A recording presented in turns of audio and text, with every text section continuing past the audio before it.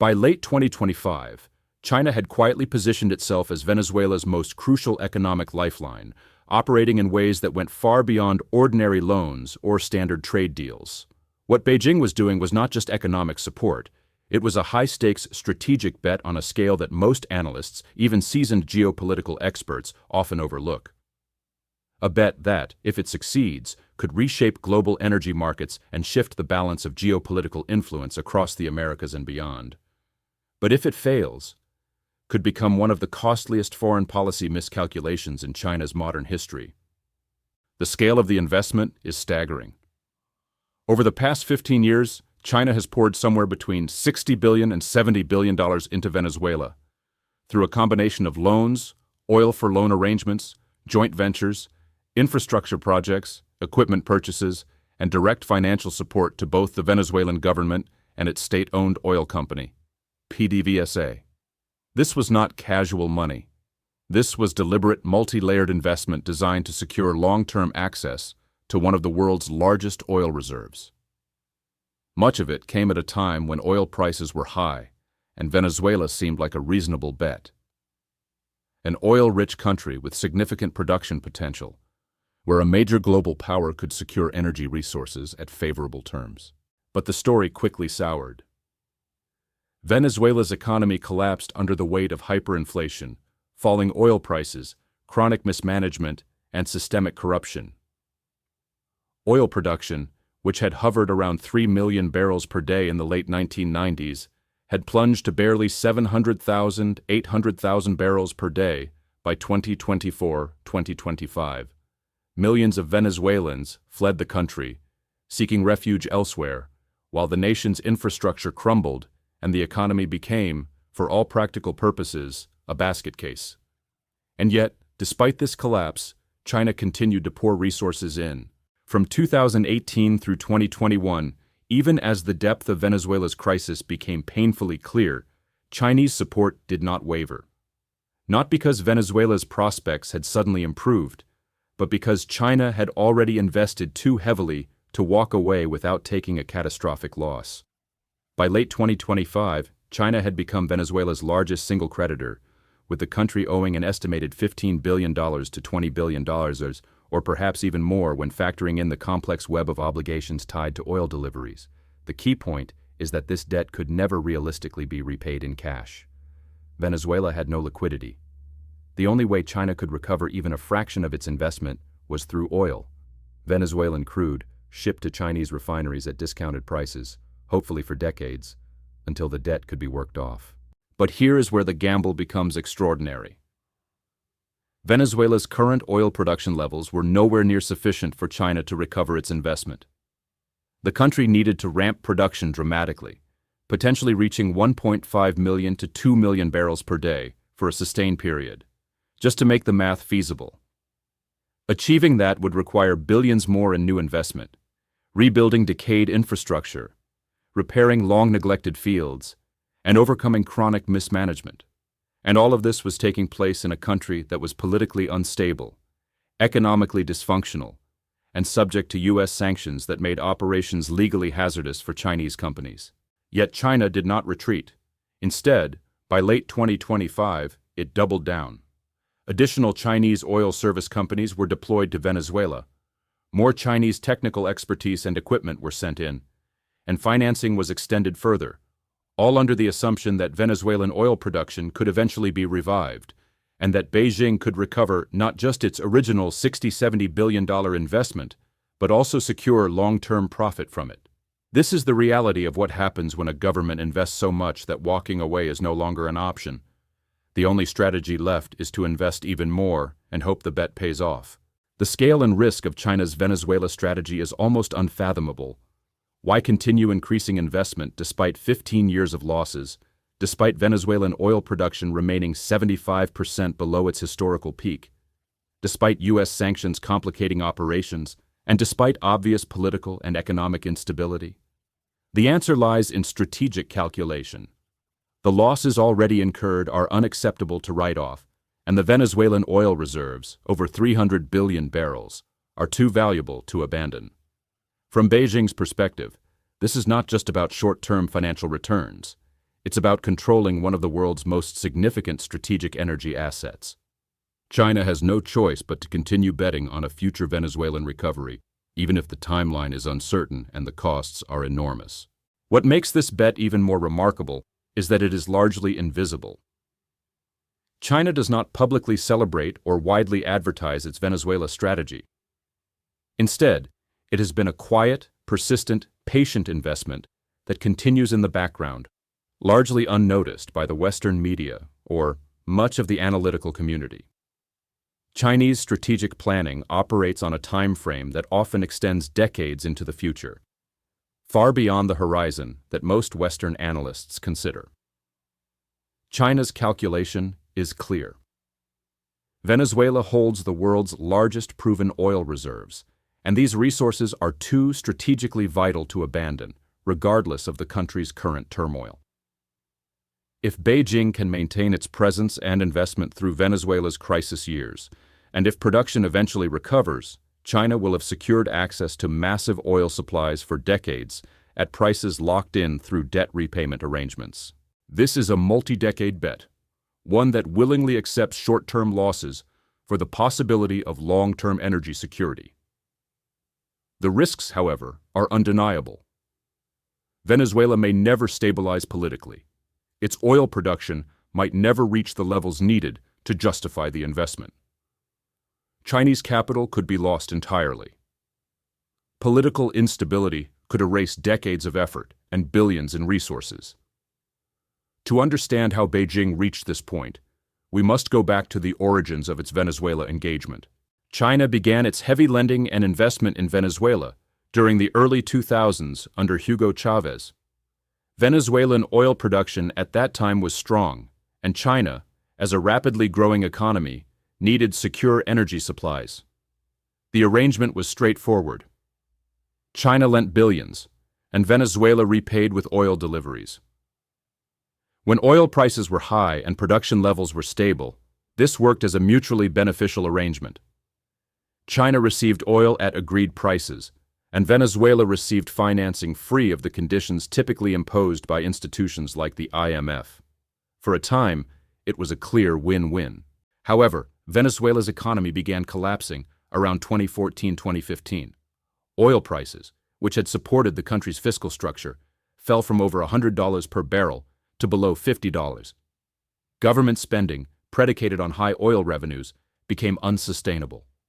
Venezuelan oil production declined rapidly due to underinvestment, deferred maintenance, aging infrastructure, equipment failures, and the exodus of skilled workers. Corruption and mismanagement only compounded the crisis. By 2020, production had fallen below 1 million barrels per day from 2.5 million in 2015. By then, China was already heavily invested. Tens of billions of dollars had been committed. Oil-for-loan arrangements meant that Venezuela continued delivering oil to China, but the volumes were insufficient to cover repayments. At this point, Chinese policymakers faced a stark choice: cut losses, walk away, and accept a total loss, or continue supporting Venezuela in the hope that production would stabilize and eventually recover. They chose the latter, not out of enthusiasm, but pragmatism. Walking away guaranteed total loss. Continuing offered at least the possibility of recovery. The situation grew even more complex during the Trump administration, when U.S. sanctions on Venezuela escalated dramatically. Chinese companies operating in the Venezuelan oil sector faced heightened legal and financial risks. Many international companies withdrew to avoid potential secondary sanctions.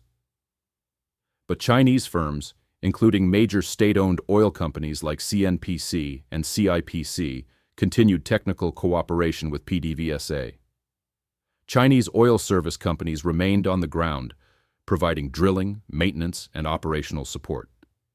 Chinese financing continued, albeit in carefully structured arrangements to mitigate risk. By late 2025, China was virtually the only major player maintaining a significant operational presence in Venezuela's oil sector. Everyone else had left. China remained because walking away would mean writing off billions already invested, a real-world demonstration of the sunk cost fallacy operating at massive geopolitical scale. Yet it was not merely a fallacy, It was a calculated bet. Venezuela's oil reserves were too strategically important to abandon. By late 2025, Venezuela was delivering roughly 400,000 to 500,000 barrels of crude per day to China. Some of this crude went to Chinese refineries, while some was re-exported to other markets. On paper, at an average of $70 per barrel, this delivery equals roughly $31 million per day, or about $11.5 billion per year. That sounds substantial, but in context, it is insufficient. China's initial investment was $60–70 billion. Recovering even the principal at these delivery rates would take 6 to 7 years, assuming no additional investment, a scenario that is unrealistic, given the state of Venezuela's infrastructure. In reality, China continues to inject billions more in technical support, equipment, and financing, reducing net annual recovery to perhaps $5 or $8 billion. At this pace, full recovery of the original investment could take 10–15 years, assuming no further production declines or geopolitical disruptions. Venezuelan production remains fragile. Facilities are aging, maintenance is minimal, and any disruption could send output below 500,000 barrels per day. China's current return on investment is negative. The only path to eventual profitability is to dramatically increase production. This explains why Beijing continues to double down. Without a significant recovery, the billions already invested would be lost. Chinese companies by late 2025 were deeply embedded in the Orinoco Belt, where the majority of Venezuela's proven reserves lie.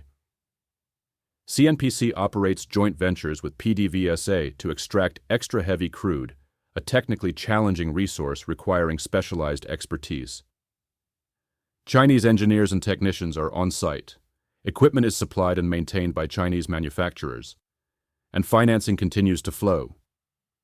Chinese banks, primarily the China Development Bank, provide loans backed by oil, ensuring Beijing effectively pre-purchases Venezuelan oil at discounted rates for future delivery. Chinese shipping companies manage the transport of crude directly to China, sometimes using Chinese-owned tankers to navigate U.S. sanctions. In short, China is not just a lender, it is a full operational partner, embedded in every part of Venezuela's oil supply chain. Without Chinese involvement, Venezuelan production would likely collapse further. The U.S. sanctions landscape adds another layer of complexity. U.S. sanctions specifically target Venezuela's oil sector, forbidding American companies from operating there and threatening secondary sanctions for foreign companies. Yet China has largely ignored these restrictions, calculating that Washington is unlikely to enforce secondary sanctions against major state-owned enterprises, as doing so would escalate tensions beyond the point America desires. So far, this bet has held. Even with Trump back in office by late 2025, Chinese analysts assess that his approach, while rhetorically aggressive, is fundamentally transactional. If economic relationships remain beneficial, large-scale sanctions against Chinese firms are unlikely. The stakes of China's Venezuela gamble are enormous. In a success scenario, political stabilization in Venezuela allows production to rise to 2 million barrels per day or more by the early 2030s. China, as the largest creditor with operational presence, secures 600,000, 800,000 barrels daily at favorable prices. At $70 per barrel, that equates to roughly $18 billion annually. Within 4 to 5 years, China could recover its original investment. Beyond that, continued discounted oil deliveries for another decade or more could result in profits of $150–200 billion over 15–20 years. Energy security would improve dramatically, reducing reliance on the Middle East, and Latin American geopolitics could shift toward Chinese influence. But the failure scenario is equally stark. If Venezuela remains unstable, oil production stays low. U.S. sanctions persist indefinitely, and political change repudiates Chinese debt. Losses could exceed $80–100 billion, one of the largest foreign investment failures in China's modern history. Credibility as a strategic investor would be damaged, and other countries might question whether China's patient, long-term approach to high-risk investment is reliable. By late 2025, the calculation is simple. Walking away guarantees total loss. Continuing offers a chance, however uncertain, of eventual success. China continues to invest billions, providing technical expertise, equipment, and financing, all while navigating sanctions, political instability, and economic dysfunction. The stakes are enormous, the risks profound, and the outcome uncertain. The bet is all in. China has committed itself entirely to Venezuela, with no exit strategy except eventual success or catastrophic failure. Think about that for a moment. When a government has invested so much that failure is unacceptable, the only option is to keep doubling down. That is China's position in Venezuela. A growing bet, high risk, global consequences pending, and an outcome that could redefine energy markets, geopolitics, and the perception of Chinese strategic power for decades to come. The bet has been made, the stakes are enormous, and the world is watching.